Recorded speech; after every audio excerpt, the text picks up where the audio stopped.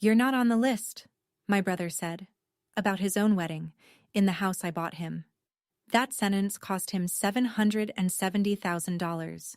It cost my father a daughter. And it cost me the last shred of hope that my family would ever see me as one of them.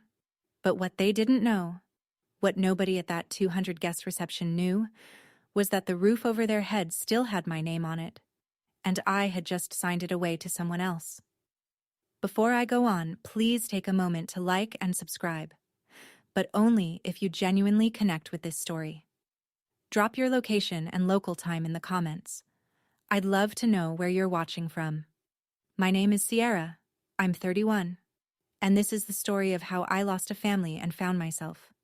Now let me take you back 17 years, to the day my mother died, and everything changed. My mother died on a Tuesday in October. I was 14. She had been sick for 2 years. Ovarian cancer. And by the end, she weighed less than I did. But she never stopped being the strongest person in the room. My mother was the only one who treated us the same. Dalton got a new bike. I got a new bike. He got help with homework. I got help with homework.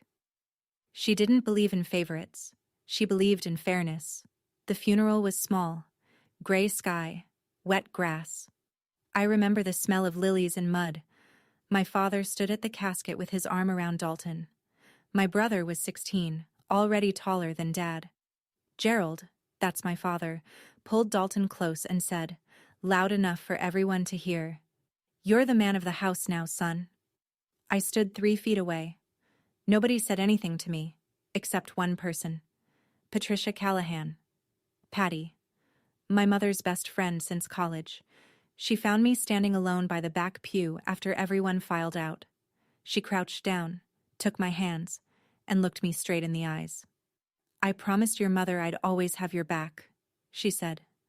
"Remember that." I nodded. I didn't understand what she meant. Not really.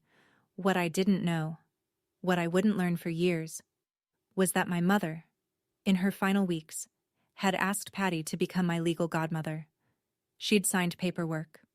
Formal, binding, the whole thing. At the time, it seemed like a formality, a sentimental gesture from a dying woman. It wasn't. My mother knew something I didn't. She knew what my father would become without her there to balance him. And she was right about every single thing she feared. After the funeral, our house split into 2 worlds. Dalton's world had everything. A car on his 16th birthday. A used Mustang, but still. A college fund that Dad started topping up every month. Golf lessons at the club where Gerald's friends played. Weekend trips to look at campuses. A bedroom that got repainted twice. My world had leftovers. I asked Dad for money for textbooks my sophomore year. He didn't even look up from the TV. "Ask your brother," he said. I already gave him the budget. The budget. Like there was one pool of money and Dalton got to it first. I started working at a coffee shop the week I turned 16. 4:30 a.m. shifts before school. I bought my own notebooks, my own calculator, my own winter coat when the zipper on my old one broke and nobody noticed. One night, I needed to borrow Dalton's car. I had a scholarship interview the next morning, the only shot I had at affording college. The bus didn't run early enough. I knocked on his door. "Can I borrow the car tomorrow? Just for 2 hours." He didn't look up from his phone. "I need it. Take the bus." "The bus doesn't run at 6 a.m., Dalton." "Not my problem." I walked 2.5 miles in the dark to make that interview. I got the scholarship. Here's the thing that burned the most. I found out later, years later, when Patty helped me pull old bank records, that my mother had set up a college fund for me too, equal to Dalton's. After she died, Gerald quietly transferred every dollar into Dalton's account. Every single dollar. He didn't even wait a full year. I graduated high school on a Saturday in June, summa cum laude, National Honor Society, a full-ride scholarship to state. Gerald took Dalton to a basketball game that afternoon. I walked across the stage alone, almost alone. When I scanned the bleachers, rows and rows of families holding flowers and balloons, I found one face, Patty. Third row, left side. She was clapping so hard her whole body shook. She had a single sunflower in her lap. That night, I packed 2 suitcases. Gerald was in the living room watching Sports Center. I walked past him with my bags and he glanced up. "You leaving?" "Yes." "Lock the door on your way out." That was it. No hug, no good luck. No, "Call me when you get there." Just lock the door. I rented a room above a laundromat in a college town 40 minutes away. I worked 2 jobs, coffee shop mornings, restaurant nights. I studied in between. I slept 4 hours on good nights. Patty offered to help me financially. She sat me down at her kitchen table with a checkbook and said, "Your mother left you something with me. Let me use it." I said no. "I need to do this myself, Patty. If I take your money, I'll never know if I can stand on my own." She put the checkbook away. She didn't argue. She just nodded and said, "You sound just like your mother." I got my real estate license at 22, my first sale at 23, my first 6-figure year at 26. 10 years after I locked that door behind me, I stood in front of a house worth $770,000, and I signed my name on the deed. But not for me. The call came on a Wednesday. I hadn't heard from Gerald in almost 3 years. No birthday calls, no Thanksgiving invites, no, "How are you?" Nothing. Then, out of nowhere, "Sierra, it's your father." He didn't ask how I was. He didn't ask about my job, my health, my life. He got straight to the point. "Your brother needs a place. He's getting serious with a girl from a good family. He can't be renting some apartment. Help him out." Not, "Would you consider?" Not, "If you're able." Just, help him out. Like I was the family handyman and a faucet was leaking. I was 29. I had closed over 40 deals that year. I had savings. I had a reputation. I had built every single piece of my life with no help from the man on the other end of the phone. And still, some part of me thought, maybe this time, maybe if I do this, they'll see me. Maybe if I give enough, I'll finally be enough. So I bought the house. A 4-bedroom colonial in a nice suburb, new roof, big yard, $770,000. I kept the deed in my name. That was the one thing I did right, and it wasn't even my idea. Patty sat across from me the day I told her. She didn't yell. She set her coffee cup down slowly and said, "You're buying his love, Sierra. It doesn't work that way." "I know," I said. "Do you? Just promise me you'll keep a copy of the deed." She took the papers. She looked at me the way you look at someone walking toward a cliff who won't stop. "Keep your name on that deed, Sierra. Promise me." I promised.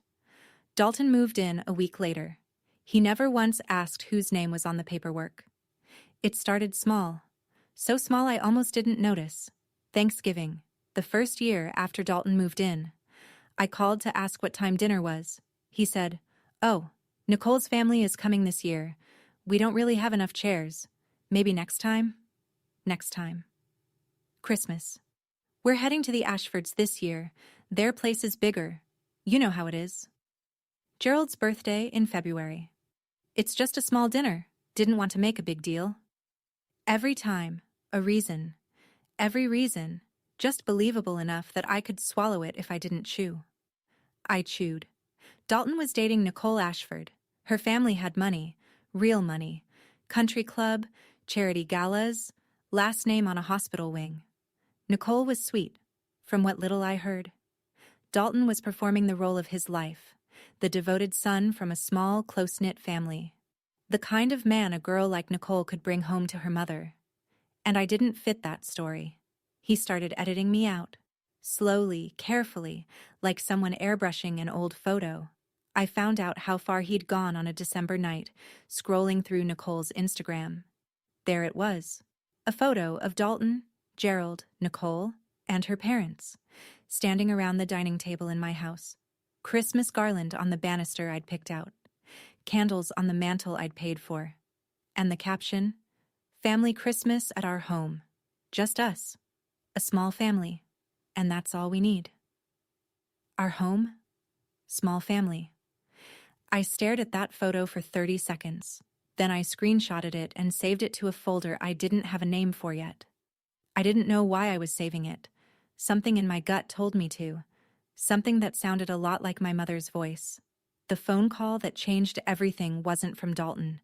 It wasn't from Gerald. It was from Rachel Park, a colleague at my brokerage. We'd closed a dozen deals together. She knew her stuff. And she knew how to listen. "Sierra, this is awkward," she said one afternoon. "But does your brother live in that colonial on Maple?" "Yes." "Why?" "Because someone fitting his description came into a consultation with Jim Bowden's firm last week, asking about adverse possession." My stomach dropped. Adverse possession. It's a legal concept. If someone lives in a property long enough, openly and continuously, without the actual owner objecting, they can eventually file a claim to ownership. It takes years. It varies by state. But Dalton was asking. He was looking for a way to take my house from me. Legally. I called Patty that night. She confirmed what I already feared. "If he files the right paperwork and you don't challenge it, in a few years he could have a case," she said. "It's a stretch. But the fact that he's asking, that tells you everything." It did. I wasn't just losing a house. I was losing the fiction I'd built. That somewhere underneath the silence and the excuses, my family still wanted me. That the house was a bridge, not a transaction. That blood meant something. But I didn't act. Not yet. There was one more test. The wedding. Dalton and Nicole had gotten engaged in January. The wedding was set for June. 200 guests. I told myself, if he invites me, there's still hope. If he includes me in the biggest day of his life, then maybe. I was wrong about all of it. The invitations went out in March. 200 of them. Not one had my name on it. I found out from Karen Webb, my oldest friend. We'd known each other since middle school. She was one of the few people who knew both sides of my family's story, and she never let me pretend it was fine when it wasn't. She called on a Thursday afternoon, cheerful, clueless. "Hey, I got the invite. So are you doing a speech or anything? Maid of honor?" The silence lasted 6 seconds. She figured it out before I said a word. "Sierra, you got an invite, right?" "No." "You're kidding." "I'm not." She texted me a photo of the invitation. Thick cream cardstock, gold embossing. Dalton Andrew Mercer and Nicole Elizabeth Ashford. June 15th, 200 guests. Reception to follow at the couple's home. The couple's home. My house. I called Dalton. It rang 4 times and went to voicemail. I called again. Same thing. I texted, "Dalton, I saw the invite. Am I coming?" 3 hours. 3 hours of staring at my phone like it owed me something. Then the reply. "Sierra, we talked about this. The guest list is tight. Nicole's family takes priority. Don't make this about you. We talked about this. We never talked about this. We never talked about anything because he stopped answering my calls 2 years ago." I typed back the only thing that mattered. "The wedding is at my house, Dalton." The read receipt popped up immediately. Then, "It's been my house for 2 years. Everyone knows that." I read that sentence 3 times. Each time, a different part of me broke. The first read broke the sister. The second broke the peacemaker. The third broke the last person in me who still believed giving was enough. I set the phone down, and I started thinking clearly for the first time in years. I called Gerald the next morning. He picked up on the second ring, which told me he'd been expecting it. "Dad, did you know I'm not invited?" "Your brother's wedding. His rules." "It's my house, Dad. You gave it to him. That's done." "I didn't give it. I let him live there." "Same thing." "It's not the same thing." A pause. I could hear the TV in the background. He hadn't even muted it. "Sierra, don't start. You always do this." "Do what, Dad?" "Make everything a drama. Just let your brother be happy for once." For once. As if Dalton had ever been denied a single thing in his life. as if happiness was a pie and there was only one slice and it had Dalton's name on it. "What about me?" I said. The silence stretched long enough for me to hear the play-by-play of whatever game he was watching. Then, quietly, almost gently, which made it worse. "You'll be fine. You always are." He hung up. I sat on my kitchen floor for a long time after that, not crying, just sitting, holding the phone in my lap like a dead thing. "You'll be fine. You always are." He said it like it was a compliment. Like my ability to survive everything they threw at me was a feature, not a scar. Like the fact that I always landed on my feet meant it was okay to keep pushing me off the ledge. That sentence, 6 words, was the cruelest thing my father ever said to me. Not because it was angry, because it was calm, because he believed it, because in his mind it was permission. Permission to never show up for me again. And he never did. I did something I'm not proud of. I wrote Dalton a long message, not angry, not begging, just honest. I told him everything. Every holiday I missed, every call he didn't return, every time I made an excuse for him because the truth was too heavy. I told him about the college fund Dad took from me. I told him I bought that house because I thought it would bring us closer. I asked him one question. "Do you actually want me out of your life, or have you just been too comfortable to notice I'm still here?" He read it. The little checkmark turned blue. He didn't reply. 2 days later, my phone buzzed. A number I didn't recognize. "Hi, Sierra, this is Nicole." My chest tightened. "Dalton told me you've been pressuring him about the wedding. I understand you feel left out, but this is our day. Please respect our wishes." Then, a second message. "We appreciate the house, but don't use it as leverage." I read that twice. Don't use it as leverage. Dalton hadn't just excluded me, he'd built a story. In his version, I was the difficult sister. The one who couldn't let go. The one who dangled money to control people. He'd flipped it. Turned me from the person who gave everything into the person who used everything, and Nicole believed him. Why wouldn't she? She'd never met me. She didn't even know I existed until I became a problem. I put my phone on the counter. I stared at the ceiling. I didn't cry. For the first time in my life, I didn't cry. Something shifted behind my ribs. Not anger, not sadness. Something colder, quieter. Something that felt like the lock clicking shut on a door I'd been holding open for 17 years. I opened my laptop. I looked up Russell Tate's phone number. Patty didn't say, "I told you so." I called her at 9 that night. I told her everything. The invitation, the texts, Gerald's 6 words, Nicole's message. I told her what Dalton had been telling people. I told her about the adverse possession inquiry. I said the thing I'd been afraid to say out loud. "I think I've been a fool, Patty." She was quiet for a moment. Then, "You weren't a fool. You were a daughter who loved her family. That's not weakness, Sierra. That's who your mother raised." I pressed my fist against my mouth to keep steady. "The deed," she said. "It's still in your name?" "Yes." "Good. That's the only thing that matters right now." The next morning, I sat across from Russell Tate in his downtown office.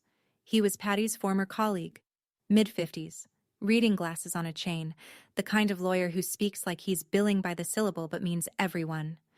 He reviewed the documents for 20 minutes. Deed, property records, tax filings, all in my name. No lease agreement with Dalton. No rental contract. No written permission of any kind. Russell looked up. "Who's been paying the property taxes?" "I have, every year."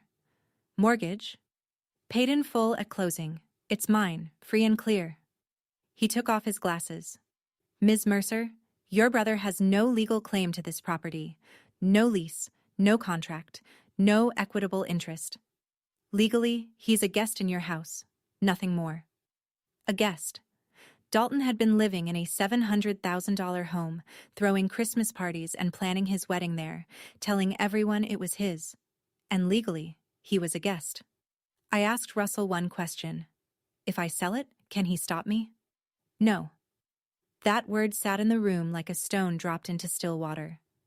Karen called me 2 days later with something that knocked the wind out of me. "I need to tell you something," she said. "I was at the engagement party last month, the one at the Ashfords Club. I hadn't been invited to that either, obviously. Dalton gave a toast. He thanked Gerald, called him my only family. And when Nicole's uncle asked if he had siblings, Karen paused. He said, 'Just me, only child.' I closed my eyes. 'Sierra, are you there?' 'I'm here.' That night, I did something I hadn't done before. I went through everything. Nicole's social media, Dalton's, every photo, every tag, every comment from the past 2 years. Nicole's feed. Vacations with Dalton, dinners with Gerald, holidays at the house. Not a single photo of me, not one mention. Dalton's feed. He'd gone back and deleted, or cropped, every old family photo that included me. Birthday parties, Thanksgivings, even our mother's memorial service. In every image, I was simply gone, like I'd been cut out with scissors. Then I found the post that made my hands shake.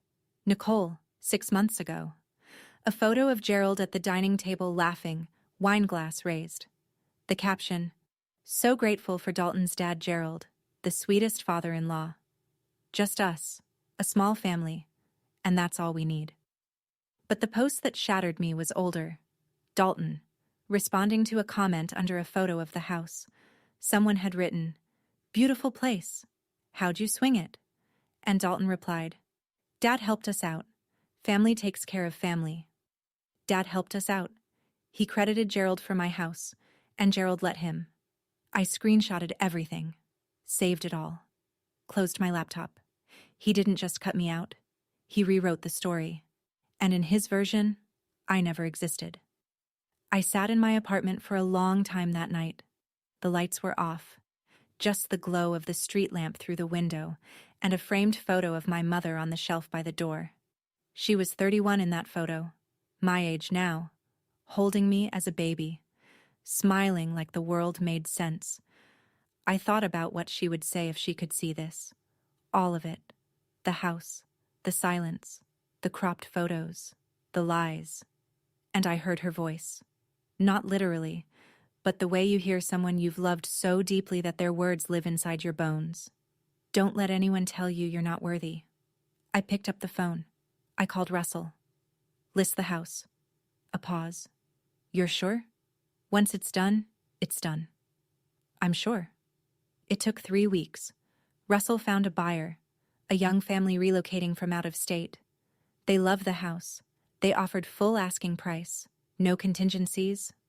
Clean deal. Closing date, June 14th. 1 day before the wedding. I signed the papers in Russell's office on a Tuesday afternoon. The house changed hands at 4:17 p.m. It was no longer mine, which meant it was no longer Dalton's to stand in. Russell prepared the notice to vacate. 30 days. Standard. Completely legal. I chose the delivery date, June 15th, the morning of the wedding. Patty sat with me that evening. She didn't say much. She just poured 2 glasses of wine and waited. "How do you want to do this?" she asked. "Quietly," I said. "I just want him to know the truth." I sat there for a long time after she left. I wasn't happy. I wasn't sad. I was hollow, like I'd cut away a part of my body that had been dead for years but I'd been too afraid to let go of. If you've ever had to choose between loyalty and self-respect, you know exactly what that feels like. Would you have done the same thing? I'd love to hear your answer in the comments. June 15th. A Saturday. 82 degrees. Clear sky. I drove to the neighborhood at 6:30 in the evening. Not to the house, to the end of the block, where I could see the driveway from a distance. I parked under an oak tree and turned off the engine. The house looked beautiful. I'll give them that. White lights strung along the fence, lanterns lining the walkway, cars packed the street. BMWs, a couple of Mercedes, a black Escalade I figured belonged to Margaret Ashford. Through the open windows I could hear jazz, laughter, glasses clinking.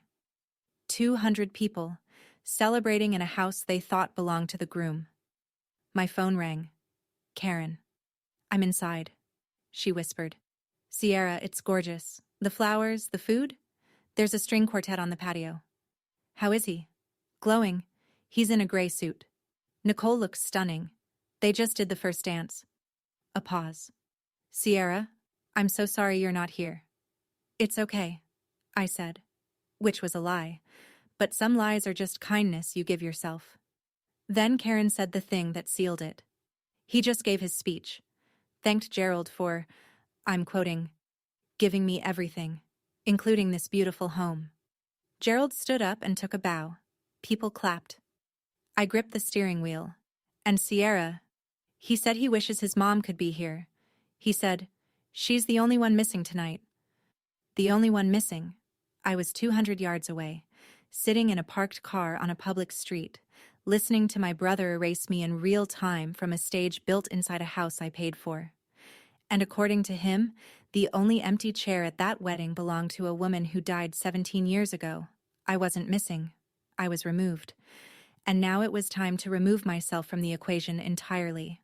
I called Russell at 8:41 p.m. Send it. You're certain? Yes. Russell sent two things simultaneously. First, the formal notice to vacate, delivered to the property address via courier service with signature confirmation. 30 days, standard, legal. Second, one email.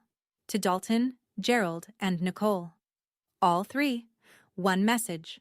I had written it the night before, revised it 4 times. Every version got shorter.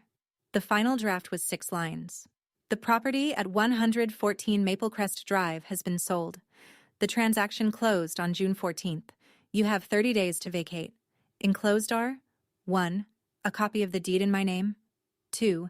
The signed sale agreement. And 3. The formal notice to vacate. I wish you both a happy marriage. Sierra. No exclamation marks. No accusations. No emotion. Just facts, documents, and a deadline. I attached 3 PDFs. The deed. My name. Clear as daylight. The sale contract. Buyer. Price. Closing date. Done. And the 30-day notice. Typed on Russell's firm letterhead. Every box checked. Every line lawful.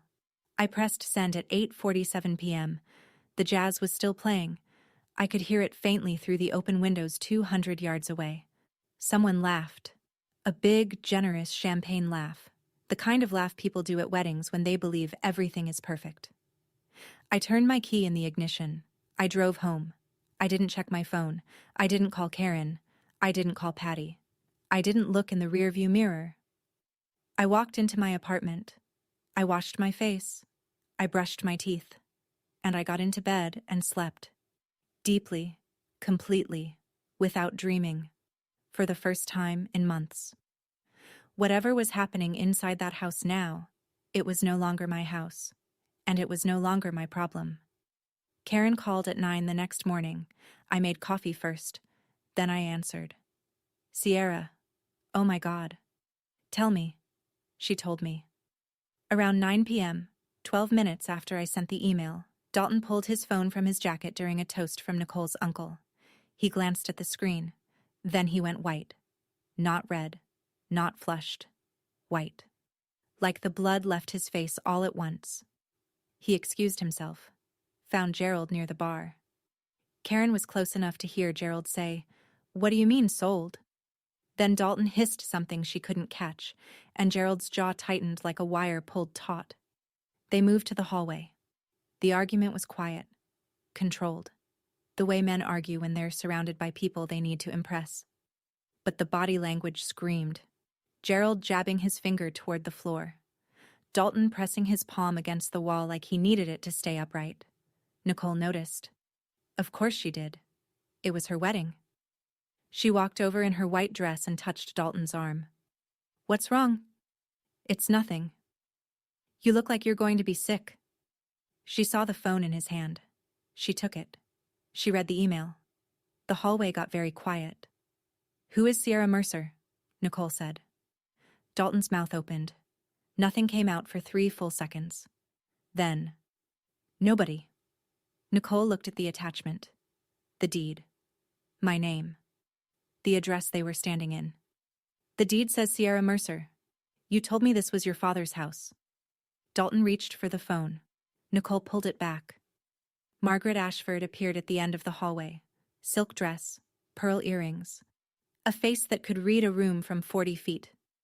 What's going on? She said. Nicole turned the screen toward her mother. Margaret read. She looked at Dalton. She looked at Gerald. Then she picked up her clutch and walked toward the front door. Margaret didn't leave. She stopped at the front door, turned around, and walked back. That was worse. She stood in front of Dalton, in the foyer, where the string quartet had been playing 10 minutes earlier and a dozen guests were now pretending not to watch. My daughter asked you a simple question, Margaret said. Who is Sierra Mercer? Dalton ran a hand through his hair. He tried a smile. It didn't land. It's complicated. She's a distant relative. Karen stepped forward. She told me later she hadn't planned to. But she'd had 2 glasses of champagne and 17 years of watching me get erased, and something in her just broke. She's his sister, Karen said. His younger sister. And she's the one who bought this house. The room went silent. Not movie silent. Real silent. The kind where you can hear someone's shoe shift on the hardwood floor. Margaret looked at Gerald. You have a daughter? Gerald straightened his shoulders.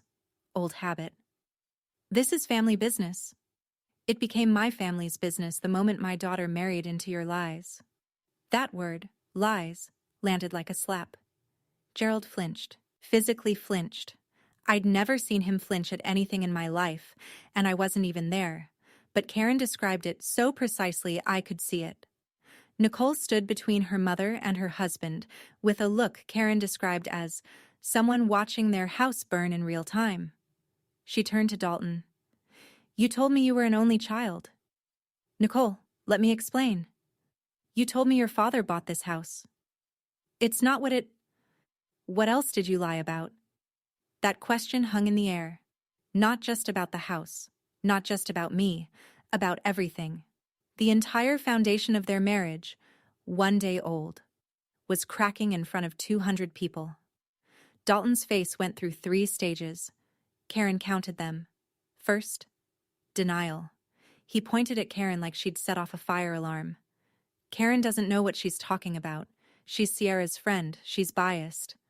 Karen didn't flinch. I went to high school with both of you, Dalton. I was at your mother's funeral. I watched you eat dinner at Sierra's table for 16 years. Second, deflection.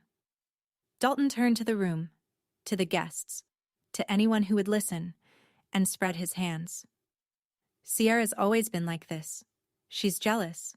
She's trying to ruin my wedding because she can't stand to see me happy. Margaret's voice cut through. She didn't come to your wedding, Dalton. You didn't let her. Third, collapse.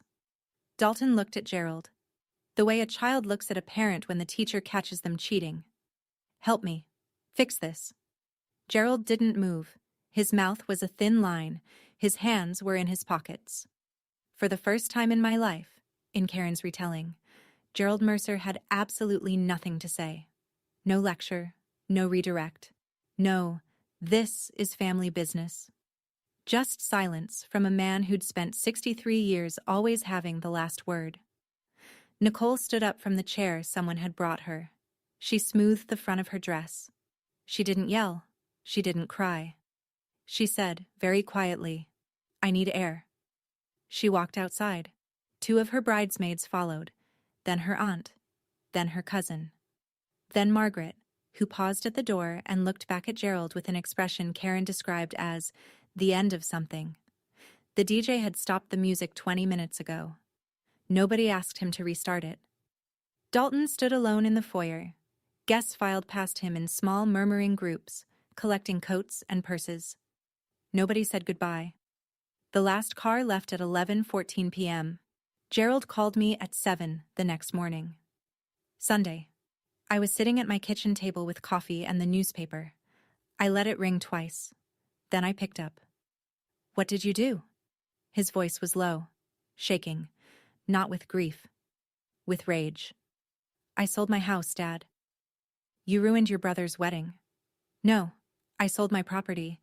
That's my legal right. You need to fix this. Call the buyer. Undo it. It's done, Dad. It's not my house anymore. You did this to hurt him. I set my coffee down. No, I did this because he erased me. You both did. Silence. I could hear his breathing. Heavy. Uneven. The breathing of a man not used to being on the losing side of a conversation. Then he pulled out the one weapon he had left. Your mother would be ashamed of you. There it was. The trump card. The invocation of a dead woman who couldn't speak for herself, used by the man who broke every promise he ever made to her. My voice didn't shake. I want that on record. It didn't shake, and it didn't rise. Mom would be ashamed of what you did to her daughter. Nothing. 5 seconds. 10. Don't call me again, Sierra. I wasn't planning to, Dad. He hung up. I sat there. The coffee got cold. The newspaper stayed unread. The apartment was quiet in the way that only empty rooms are quiet, the kind of quiet that has weight. That was the last conversation I had with my father. Not the last time he tried to reach me. That came later, through other people, in softer tones. But the last time I picked up the phone for Gerald Mercer. Some doors close with a slam. This one closed with a click. And I was the one who turned the lock. Dalton called Monday afternoon. I almost didn't answer, but I realized I needed to hear what he'd say. Not for hope. Not anymore. For closure. You can't do this. His voice was raw, hoarse, the voice of a man who'd spent the night arguing or crying or both. This is my home, Sierra. It was never your home, Dalton. It was mine. I let you live there. I'll sue you. Go ahead. The deed is in my name. Always was. Silence. Then the shift came. I'd been waiting for it. The moment he switched from rage to charm. From weapon to tool. Sierra, come on. His tone dropped. Softer, almost warm. We're family. I know things haven't been perfect, but we can work this out. I'll talk to Nicole. We'll have you over for dinner. We can... You told your wife I don't exist. The sentence sat between us like a wall. I can explain. You don't need to. I understand perfectly. Sierra, please. Nicole's furious. Her mom won't return my calls. If you could just... Just what? Fix it for you? Like I've always done? He didn't answer. You have 30 days. That's the law. I suggest you use them. Where are we supposed to go? That's not my problem anymore, Dalton. Another pause. Then quietly, and this was the part that almost got to me. I'm sorry. 2 words. 17 years late. Sorry for what? I asked. And he couldn't answer. He literally couldn't name the thing he was sorry for. Because naming it would mean admitting it happened, and admitting it happened would mean he wasn't the victim. Goodbye, Dalton. I hung up. My hand was steady. My chest hurt. But my hand was steady, and that mattered more. Russell called Wednesday morning to confirm what I already knew. Sale is fully recorded, title transferred, funds deposited into your account. A pause. It's done, Sierra. Clean and legal. Clean and legal. 3 words that somehow felt heavier than the $770,000 sitting in my bank account. Dalton hired a lawyer. Of course he did. Gerald probably paid for it. But it didn't matter. Russell told me later, secondhand, through a colleague, that Dalton's attorney reviewed the documents for about 15 minutes before delivering the verdict. You don't have a case. She owned the property. There was no lease, no rental agreement, no written arrangement of any kind. You have no legal standing. Dalton had lived in my house for 2 years, decorated it, hosted holidays in it, planned his wedding in it, told 200 people it was his, and legally, he had nothing. Not a single piece of paper with his name on it. Because he never thought to ask. Because it never occurred to him that the sister he'd erased might one day need proof that she existed. He had 30 days to move out. Him and Nicole. Newlyweds. Packing boxes. Nicole didn't file for divorce. I was glad about that. Not for Dalton's sake, but because I didn't want to be the grenade that destroyed a marriage. What I wanted was the truth on the table. What happened after that was between them. But Nicole had conditions. Karen heard it through the grapevine. Couples therapy, full financial transparency, and a conversation with me. The last one was up to me. Nicole reached out through Karen. "Tell her I appreciate the offer," I said. "But not yet. Maybe not ever. That's my choice." It was the first time in my life I'd made a decision about my family without wondering if they'd approve. It felt like breathing after holding my breath for 17 years. Here's the thing about 200 witnesses. You can't put the truth back in the bottle. Within a week, the story had traveled through every circle Dalton and Gerald had spent years carefully curating. The country club, the neighborhood, Gerald's golf foursome, Nicole's sorority sisters, Dalton's co-workers. The version varied depending on who told it, but the bones were always the same.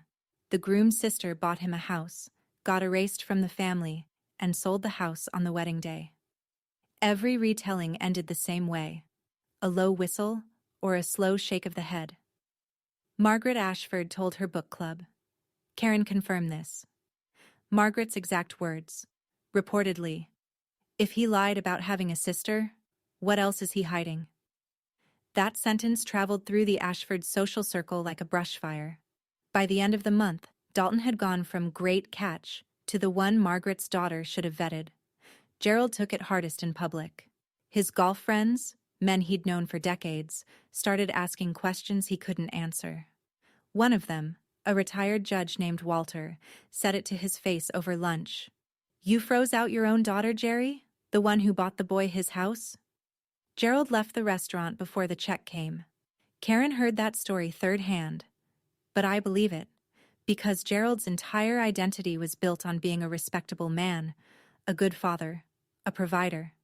And now the people he respected most were looking at him and seeing someone else. Dalton and Nicole moved into a 2-bedroom apartment across town. No yard, no string lights, no patio for a string quartet. The house on Maple Crest Drive, my house once, now belonged to the Brennan family. Young couple, 2 kids. They repainted the front door red. I drove by once. Just once. The red looked nice. Patty told me about it a week later. She'd asked Gerald to meet her at a coffee shop downtown. Public place. Neutral ground. He came, which surprised her. He looked older, Patty said. Like 10 years had hit him in 10 days. She didn't ease into it. Patty never did. "Linda asked me to watch over Sierra. You know why? Because she knew you wouldn't." Gerald's hand tightened around his coffee cup. "Don't bring Linda into this. Linda is in this. She was always in this. She saw what you were doing before she died. She told me." "She told you what?" "That you'd already picked Dalton. That you'd already decided Sierra was second. She made me promise. Not just to watch over that girl, but to be ready. Because she knew." Gerald stared at the table. Patty said his jaw was working, the muscles moving like he was chewing words he couldn't swallow. "She didn't ask me to be Sierra's godmother because of tradition, Gerald. She asked me because she was afraid of what you'd do to that girl when she wasn't there to protect her." She paused. "And she was right." Gerald stood up. He didn't push the chair back. He just rose, like a man leaving a church pew. He put a 20 on the table. He walked out without turning around. Patty called me that evening. Her voice was steady but soft, the way it gets when she's been carrying something heavy and finally sets it down. "I said what your mother would have said. The rest is up to him." I held the phone against my ear for a long time after we hung up. My mother had been dead for 17 years, and she was still protecting me. Some people leave instructions. My mother left a shield. People always ask about the money.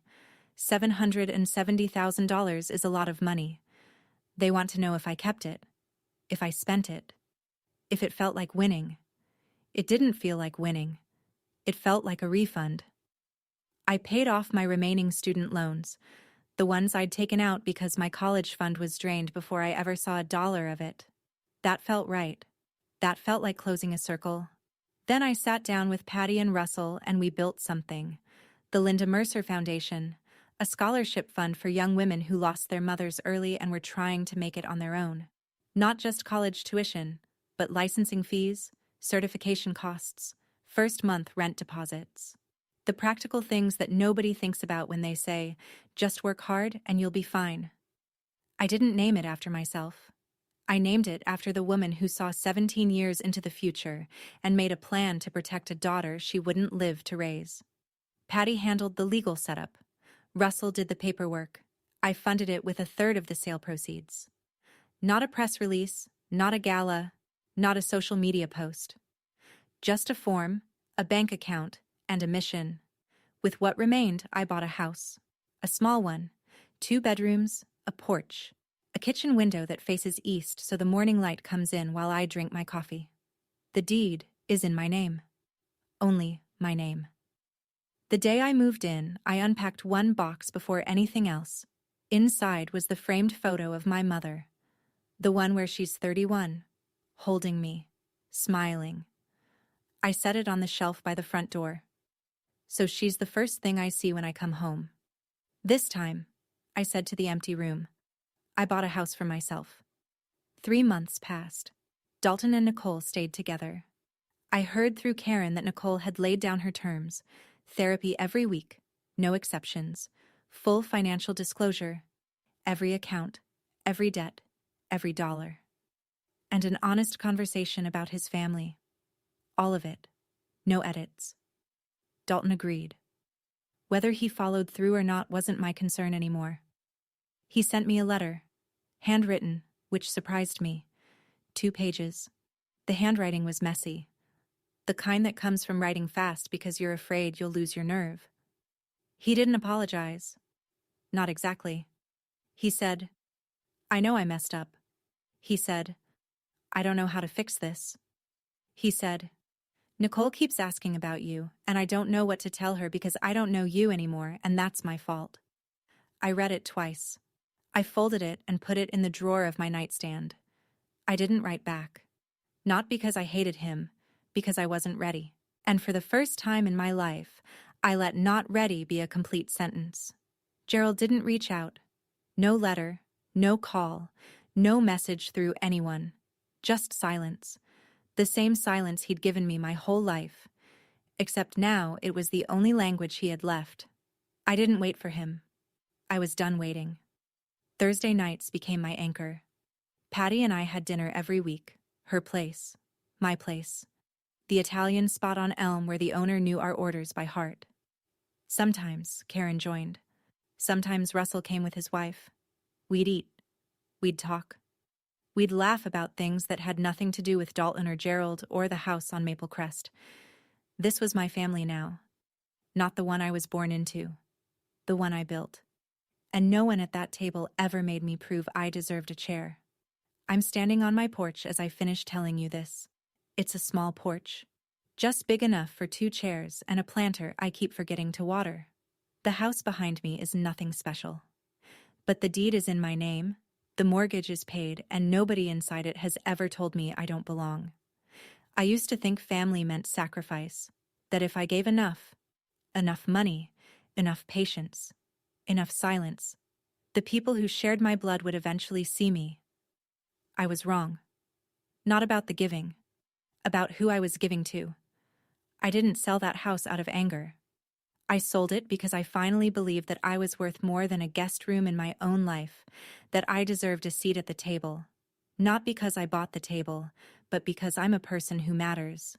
If you're in a family where you're always the one giving and never the one receiving, where your love is treated like a subscription they can cancel whenever it's inconvenient, you don't need their permission to stop. You don't need them to agree that you've been hurt before you're allowed to heal. A boundary isn't a wall. It's a door, and you decide who walks through it. I don't know what happens next with Dalton. Maybe one day I'll be ready to sit across from him and listen. Maybe I won't. That's allowed. I don't know about Gerald. I've stopped trying to predict a man who never learned how to see me. Maybe Patty's words planted something. Maybe they didn't. That's his work to do, not mine. What I know is this. I'm 31. I have a home that's mine. I have people who chose me. I have my mother's name on a foundation that helps girls who remind me of who I was at 18. Alone. Broke. But not broken. If you've ever had to choose between keeping a family and keeping yourself, I want to hear your story. Tell me in the comments. I'll be reading. Thank you for staying with me through this whole story. If it touched something in you, hit that like button and subscribe. Not because I asked, but because maybe someone you know needs to hear this too. Share it with them. And if you're ready for another story about standing your ground and finding where you truly belong, there's a link in the description waiting for you. I'll meet you there. Take care of yourselves. And remember, you were never too much. They were just offering too little. I'll see you in the next one.